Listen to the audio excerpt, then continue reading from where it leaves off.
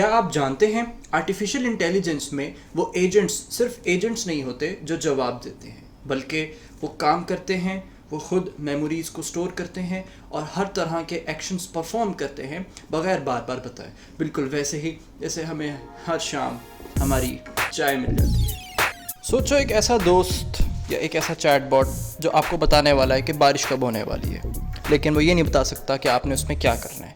ये है एक नॉर्मल चैटबॉट। अब वही बारिश बताने वाली एप्लीकेशन जब आपको ये गाइड कर सके कि अब आपको कौन से प्रिकॉशनरी मेजरमेंट्स लेने चाहिए या किस किस्म के काम करने चाहिए और किस तरह से अपने छाते को खोलना चाहिए। सॉरी गाइस, ये आउट ऑफ स्क्रिप्ट जा रहा है।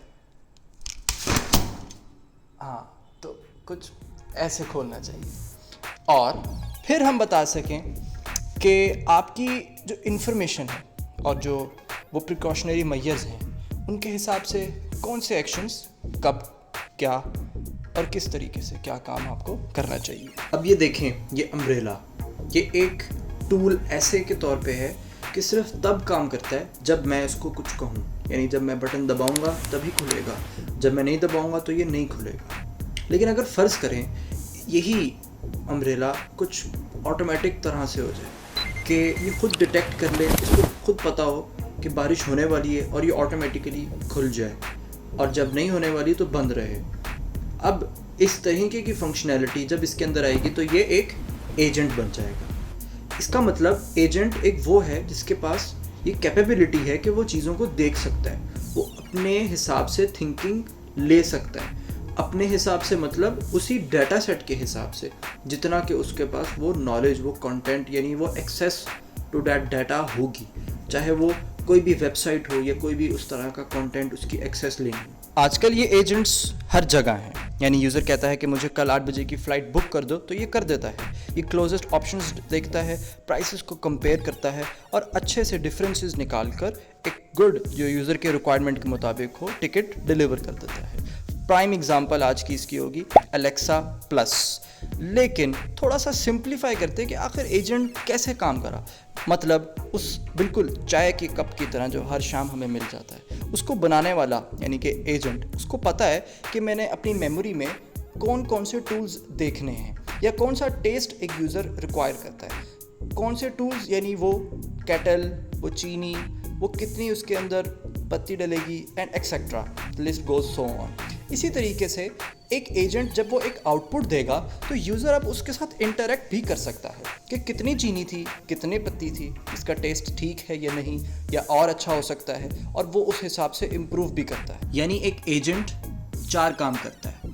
मतलब पहला देखता है। अब एक चैट जीपीटी या जेमिनी टाइप जो ये बड़े बड़े LLM बेस्ड मॉडल्स हैं, इनके पास बहुत ज़्यादा ह्यूज अमाउंट ऑफ डाटा है, जिसके हिसाब से एक एजेंट एक्ट करने से पहले, जो कि इसका थर्ड स्टेप है, वो देखता है कि उसके पास कहाँ कितनी किस तरह से कैपेसिटी है। दूसरा, वो डिसीजन मेकिंग करता है उन एक्शंस के हिसाब से, कैसी यूज़र की आउटपुट होनी चाहिए, यानी उसकी जो रिक्वायरमेंट है उसकी प्रॉम्प्ट के हिसाब से। थर्ड, जैसा कि मैंने बताया कि वो एक्ट करता है, एक्ट करेगा कि अब वो उसको डायरेक्ट आउटपुट देगा, और आउटपुट देकर फोर्थ में हमारे पास उसकी एक समझ लें एक चेकिंग हो जाएगी। अब हम बात करते हैं टाइप्स ऑफ एजेंट्स की। वो जो एजेंट हर स्टेप पर पूछे होता है सुपरवाइज्ड एजेंट। फिर होते हैं हमारे पास कुछ ट्रेडिशनल AI एजेंट्स।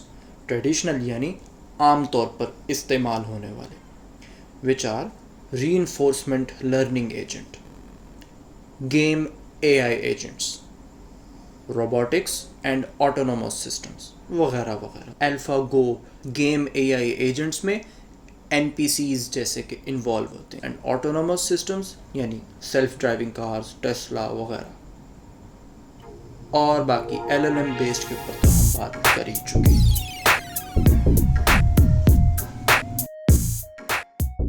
तो मुझे लगता है कि इस तरह के कुछ कॉन्सेप्ट्स अगर डिलीवर कर दिए जाएं एक स्टूडेंट को जो देखना चाह रहा है कि एजेंट्स, ये AI एजेंट्स ये क्या हैं, कैसे चलते हैं, किस तरीके से इनका मैकेनिज़्म, वर्क फ्लो सब डिज़ाइन होता है, मेरा ख्याल है आज के लिए इतना काफ़ी है।